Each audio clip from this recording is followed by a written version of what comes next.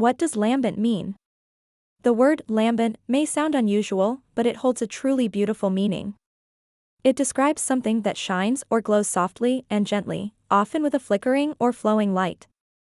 Imagine the soft glow of candlelight or the faint shimmer on a calm ocean surface. That's lambent.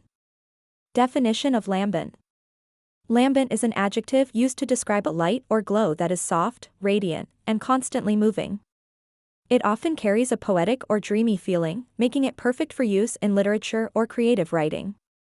Lambent synonyms: soft glowing, flickering, shimmering, radiant, glowing, gleaming, flashing gently. Using lambent in sentences. The moon cast a lambent glow over the quiet lake.